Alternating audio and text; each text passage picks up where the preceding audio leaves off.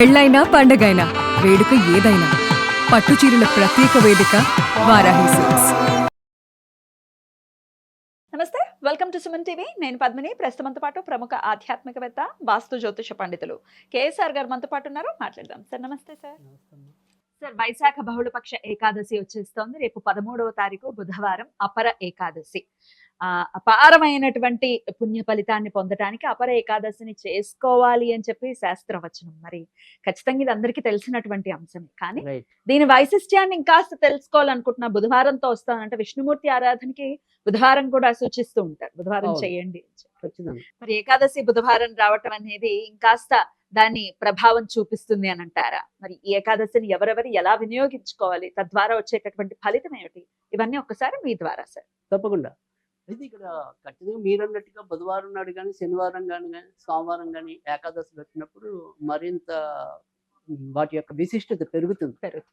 So బుధవారం ఖచ్చితంగా మనం వైష్ణవ ఆరాధనకి చాలా ఉపయుక్తమైన రోజుగా చెప్పడం అనేది ఉంటుంది. కొన్ని నేనైనా సరే పర్సనల్గా ఈ వైష్ణవ రెమెడీస్ ఇవ్వాల్సి వచ్చినప్పుడు ఖచ్చితంగా బుధవారాన్ని ఎక్కువగా ఎంచుకోవటం అనేది జరుగుతుంది.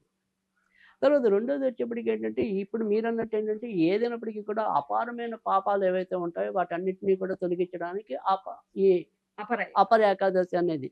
సో అందుకని మన పాపాలన్నింటినీ తొలగించడానికి ఈ రకంగా మనకి ఈ ఏకాదశి ఇవ్వటం అనేది జరిగింది. అయితే అంతేకాకుండా మనకి ఏదైనప్పటికీ కూడా ప్రతి ఏకాదశి కూడా మనకి ప్రతిదీ గొప్పదే. కానీ సాక్షాత్ శ్రీమన్నారాయణ ఏమన్నారు అంటే కనుక, ఏదైనా సరే కనీసం 2 ఏకాదశులు మీరు చేసినా మిగతా అన్ని ఏకాదశులు చేసిన పుణ్యం వస్తుంది అన్నారు. సంవత్సరంలో మనం కనీసం 2 చేస్తాం. అందుకే మనం ప్రతి ఏకాదశిని కూడా చెప్తున్నాం. మనం ఏ 2 చేసినా చాలు కదా. ఇప్పుడు ప్రతిసారి చెప్తున్నాం.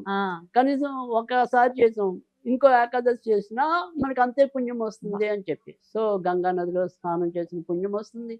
తర్వాత మరి అనేక రకాలైన దానాలు చేసిన పుణ్యం వస్తుంది. సో వైశాఖ మాసం అంతా కూడా మనకి కార్తీక మాసం ఎలాగో వైశాఖ మాసం అంతా కూడా ప్రాథమికంగా దానాలకే ప్రాధాన్యత. సో కార్తీక మాసంలో చేసే ప్రతి దానం కూడా ఎలాంటి అక్షయ పుణ్యాన్ని ఇస్తుందో సేమ్ అదే పుణ్యం అంతా కూడా మళ్ళీ మనకి వైశాఖ మాసంలోనే ఉంటుంది.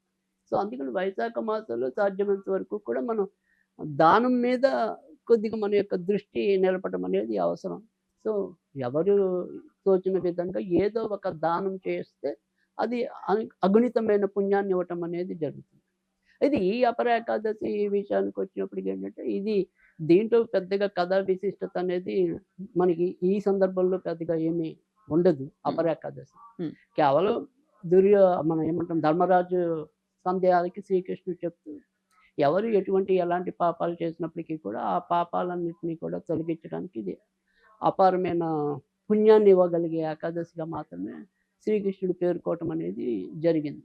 సో అందుకని ఇక్కడ మనం వచ్చేప్పటికి ఏంటంటే, ఈరోజు మనం చేసేది ఏదైనా సరే, సో నేను అనేది ఏంటంటే, ఇక్కడ విష్ణుమూర్తిని పూజించటం అనేది అంటే ఆయన అంశాల్లో ఎవరిని పూజించినప్పటికీ కూడా పూజే.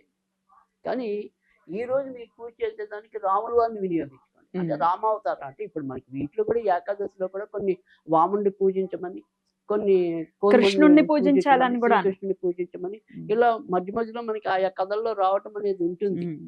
కానీ ఈ రోజు వచ్చిన ఏదైతే ఏకాదశి ఉందో దాన్ని ఖచ్చితంగా మనం రాముల వారి ఆరాధనకి వినియోగించుకున్నట్టయితే కనుక ఖచ్చితంగా మన జీవితంలో ఉండే శోకాలు నశించడం అనేది ఉంటుంది. సో ఎవరికైనా సరే ఒకవేళ అశోక వృక్షాలు దొరికే సౌలభ్యం ఉంటే కనుక వాటివి 9 ఆకులు తీసుకోవాలి. ఆ 9 ఆకులు ఈరోజు మనం శ్రీరామచంద్రుడికి వేస్తే మాలలాగా మన శోకాలన్నీ తీరుతాయి. సో అశోకము అంటే కనుక శోకం లేనిది. అందుకని పాత రోజుల్లో ఇళ్ళ దగ్గర చాలా పెద్ద ఎత్తుగా పెరిగి ఉండేవి అశోక చెట్టు. అశోకుడు చెట్లు నాటించిన లాంటి ఈ చెట్లే. అశోకుడు మనకి అశోక చెట్లతో చాలా ఏమైనా తాంత్రిక పరిహారాలు ఉన్నాయి, బోలని పరిహారాలు ఉన్నాయి. ఆవిడ ఏరుకోర ఆ వృక్షం కింద కూర్చోడానికి కూడా కారణం ఉంటుంది. అంతే కదా సార్, అశోకవనంలోనే కదా ఆవిడ. అవును, అశోకవనంలోనే. అప్పుడు మరి ఆంజనేయుడు కూడా చూసింది కూడా అక్కడే. సో అందుకని ఏదైనప్పటికీ కూడా శోకం నశింపజేసేది అశోక వృక్షం. అలా ఎవరికైనా సరే అశోక ఆకులు కనుక అందుబాటులో ఉంటే ఈ రోజు రాముల వారికి అలా మాలలక్క 9 ఆకులు చాలు.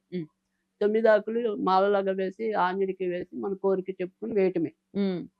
అయితే ఇక్కడ మనం ఏదైనా సరే ఈ రోజు మంత్రంగా పఠించాలి అనుకుంటే కనుక ఓం శ్రీం శ్రీరామాయ సర్వ శోక నాశనాయ నమః.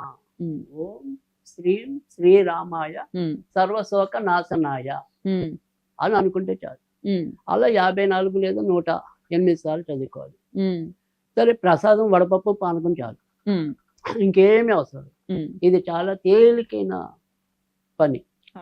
సో అంతకంటే మనకి ఏమీ అవసరం కూడా లేదు. ఉపవాసాలు ఉండేవాళ్ళు ఎలాగో ఉంటారు. అది ఏకాదశి వ్రతంగా ఆచరించే వాళ్ళకి ఖచ్చితంగా ఉపవాసం అనేది ఎలాగో ఉండే తీరుతుంది. తెల్లవారుజామున లేవాలి, ఉపవాసం అనేది ఉండాలి. ఆ రోజు ఏకాదశి అనేది చంద్రోదయానికి ఉండాలనే నియమం ఉంది. సో వ్రతం పాటించవలసిన నియమాలు అనేవి ప్రత్యేకంగా ఉంటాయి.